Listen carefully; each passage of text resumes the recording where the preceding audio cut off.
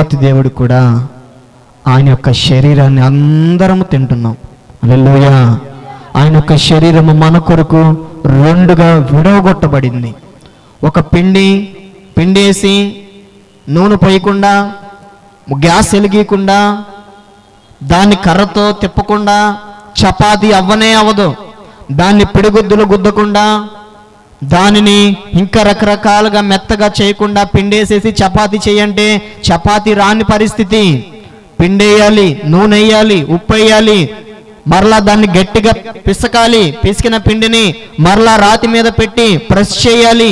Press చేస్తే గాని చపాతీ ఎలా ఇద్దో మన దేవుడు కూడా పిండి వలే తనని తన ముక్కలు పిండిగా చేసి పిడిగుద్దులు గుద్ది అవమానాలు పెట్టి నువ్వు దేవుడువా, నువ్వు దేవుని కుమారుడువా అని చెప్పేసి అనేకులు ఒక పిండిలాగా ముద్దగా అయిపోయాడు మన యేసుక్రీస్తు ప్రభువారు.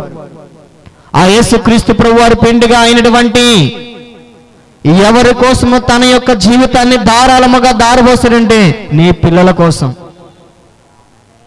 నీ యొక్క భవిష్యత్తు కోసం, నీ యొక్క ఆర్థిక పరిస్థితుల కోసం, నీ యొక్క పాపములో ఉండిపోతున్నటువంటి బానిసత్వంలో ఉండిపోతున్నవని నా దేవుడు ఏం చేశాడంటే ఒక పిండిగా నలగగొట్టబడ్డాడు, ఒక పిండిగా చేర్చబడ్డాడు, ఒక పిండిగా అటు ఇటు కాల్చబడ్డాడు.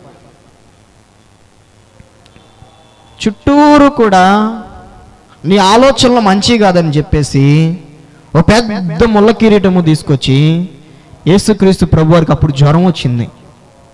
సిలువ మోసారు. సిలువ మోస్తా ఉంటే ఆ యొక్క సిలువ భారానికి యేసుక్రీస్తు ప్రభువారికి జ్వరం, అప్పటికే ఫుల్ ఫీవర్, జ్వరం వచ్చేసి ఒక పక్కన ఆనుకున్నారు. ఇక ఆయన పైకి లెగలేని పరిస్థితిలో నువ్వు దేవుని కుమారుడువా అని చెప్పేసి ముళ్ళ కిరీటం చేసి ఆ ముళ్ళ కిరీటాన్ని గట్టిగా అదుం పెట్టారంట. అదుం పెడితే అప్పటికే జ్వరంగా ఉంది కదా యేసుక్రీస్తు ప్రభువారికి. ఈ ఎదుటిగా 3 అంగుళాల ఉండేటువంటి ఆ యొక్క ముళ్ళులు తన యొక్క ఇక్కడ కూర్చున్నప్పుడు ఆ ఎదురుగా ఉండేటువంటి 3 కొనలు ఈ నుదుటి లోపల వరకు వెళ్ళిపోయి భరించలేనటువంటి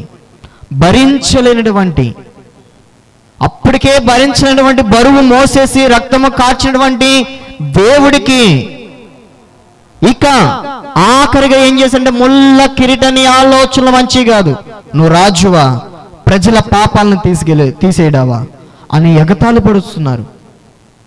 ఎగతాళి పరిచిన వారే రేపొద్దున రొమ్ము కొట్టుకుని ఏడ్చారు, అయ్యో నిజమైన దేవుణ్ణి సిలువేశామని. హల్లెలూయా. ఈరోజు మన మీద ఎంతోమంది ఎగతాళిగా మాట్లాడుండొచ్చు. ఈరోజు మనతో ఎంతోమంది మన దగ్గర ఉండి మన ముందే గోతులు తిరిగి మాట్లాడుండొచ్చు. ఈ మధ్య ప్రాణ స్నేహితులే, నమ్మకంగా ఉండేవాళ్ళే మనల్ని మోసం చేస్తున్నారు.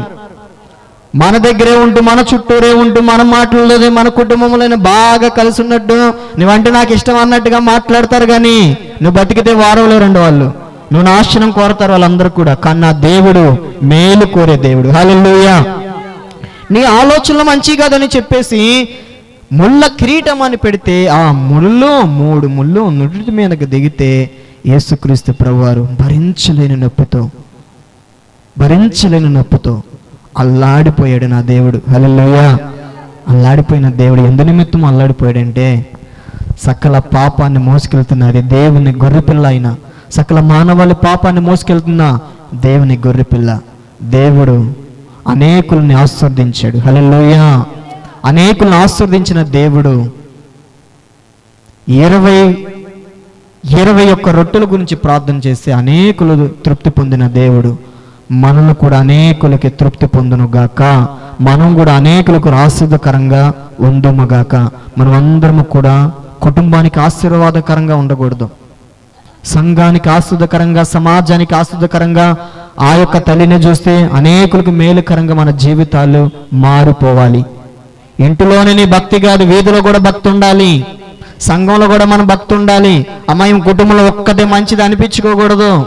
సమాజంలో, సంఘంలో, ఇరుగు పొరుగు వారి ఏమో పేరెత్తంగానే మంచిది, ఏమో పేరెత్తంగా ఏమంటే మంచిది ఎవ్వరూ లేదయ్యా అని చెప్పుకోవాలి అనేకులు.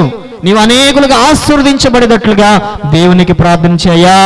ఈ రోజున నేను అనేకులకి దీవెనకరంగా మారటానికి సహాయం చేయండి. నా యొక్క పరిస్థితి, నా యొక్క ప్రార్థన అనేక కుటుంబాలకి మేలుకరంగా చేయండి అని ప్రార్థన చేసుకోవాలి. ఆ రీతిగా ప్రార్థన చేస్తే అనేకులకి దేవుడు ఆశీర్వదకరంగా మారుస్తాడు.